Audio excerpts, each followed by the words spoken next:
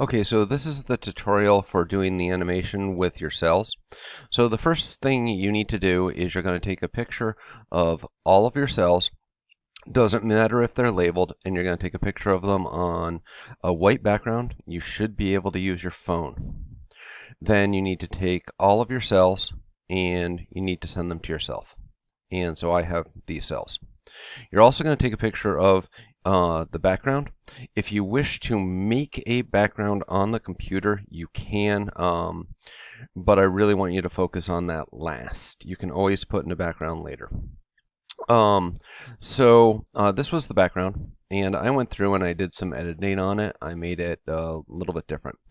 So in order for the background to fit, I'm going to go to Image, Image Size, and I need to make sure that the image size is 550 by 400. That's going to ensure that it fits inside the animation. Now I'm going to go to my animation, HTML5, create my animation.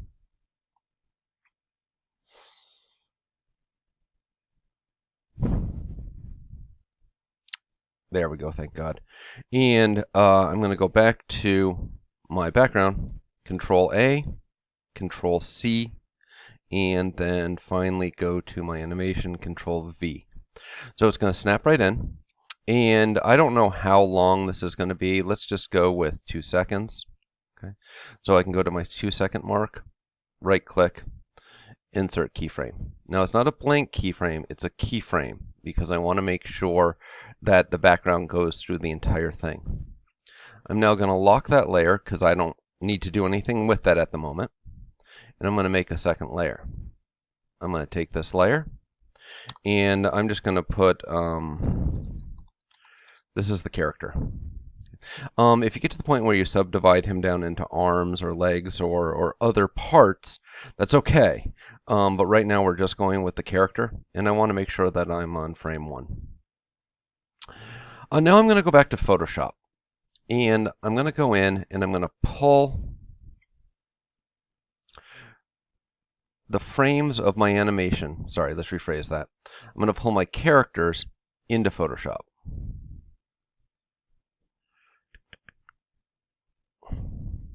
And I'm just going to do 2 of them right now. And I'll just start with this one.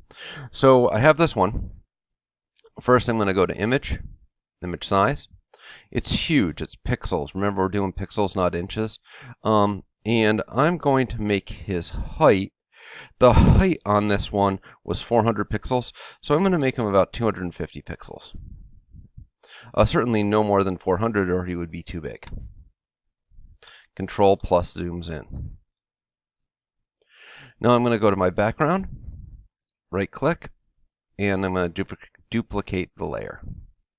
Okay. Once I duplicate the layer, I'm going to take my background layer, I'm going to throw it out. I'm now going to take my quick selection tool, and I'm going to select everything that is my character. Now I have 2 choices here. I can do it this way, which will eventually work out just fine.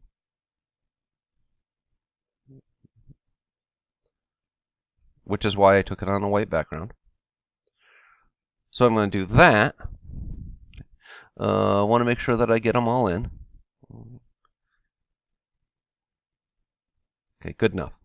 And then I'm going to select the inverse and hit backspace. My goal is I need nothing. The checkerboard refers to nothing. So I could do it that way, or if I go backwards,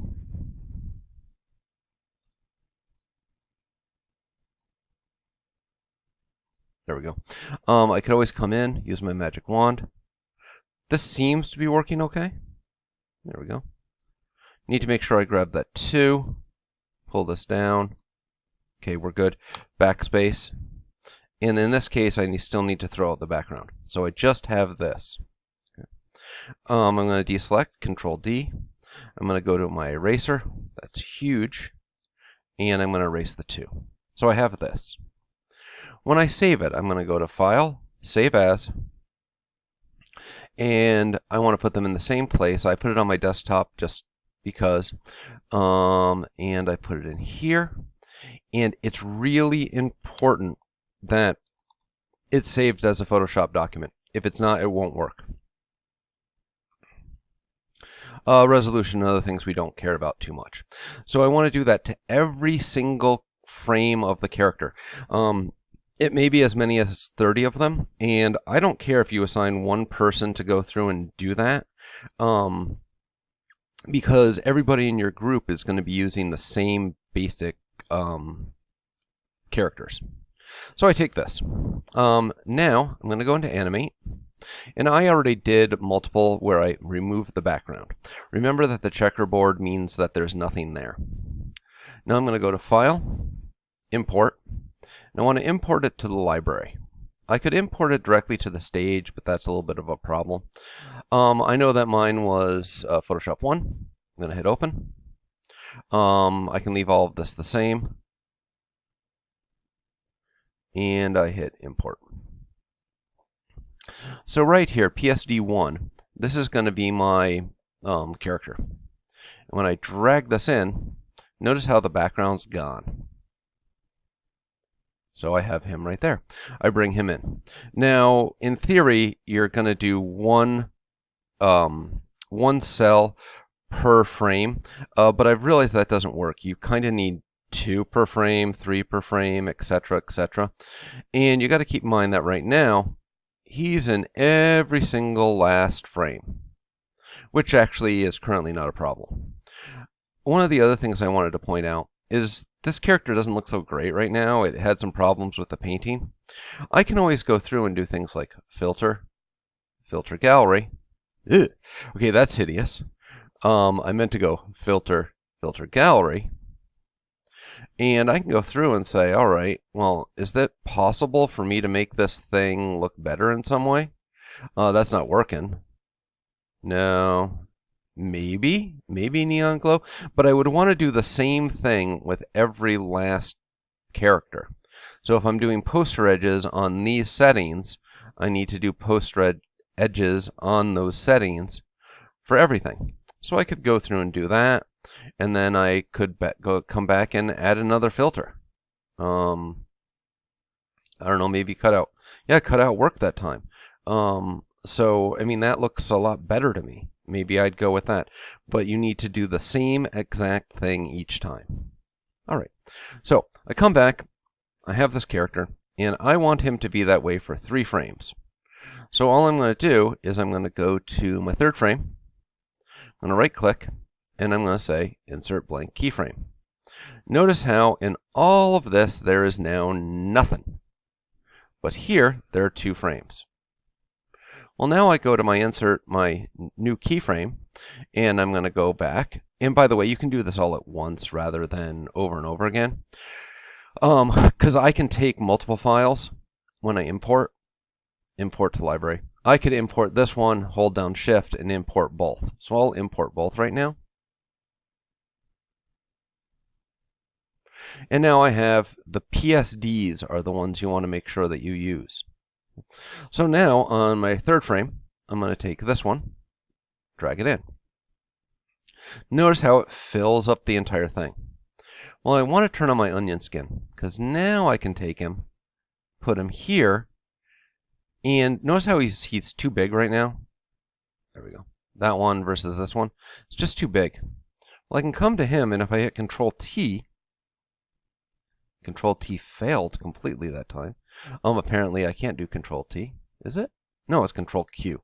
Anyways, Control Q, I can shrink him down, I can fatten him up, I can do whatever I need to make him seem the right size.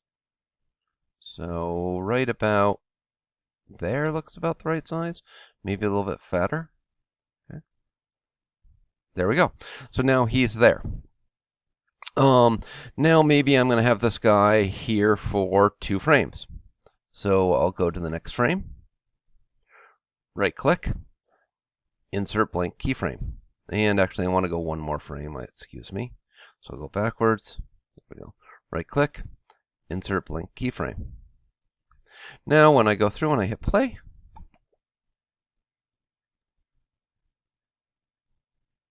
Okay, it just goes through those two really quick. Now we're at 24 frames per second. I'm going to drop this down to 15, and I may need to play with that a few times. Remember that you can also go like this, just to kind of see how things are transitioning, going back and forth and back and forth. Okay. At this point, one of the other things I can do is I'm going to throw in that third one. So I'm going to go to my last blank keyframe, and I'm going to throw the last animation in. Okay, this guy was a little bit different. And I'm going to bring him in right on top. He looks just fine. And then I'm going to go to 1 second. Right click, insert blank keyframe. Okay. Now, when I hit play, this is what I'm going to get. Right, he just sits there for a long time. Try that one more time. All right. But what I can do now is I can go to here in the middle. I can right click and I can go create motion tween. And I'll make him walk across. He'll just across the thing, right? And so I want to go to here. There we go. So he's going to do that. Let's do that. He's going to do that now.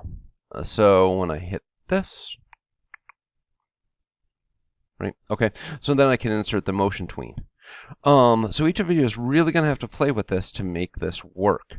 And we're looking for about 3 seconds. You're going to have to play back and forth.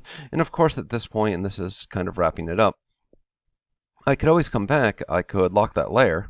It's always a good idea to lock layers when you're moving on to something new. I could come back to here, make a new one, and this might be he's holding a ball. Well, you know, at this point, I could come in with a pen, I could come in with a circle or a brush, and he's going to hold a ball, so, you know, there's the terrible ball, and then the ball in the next frame is going to do something, and, you know, I can just keep on doing the same thing, where I could have him throwing a ball from, you know, one thing to another and transitioning from there. Okay, so play with it, and I'm going to look into doing audio. I hope that made sense.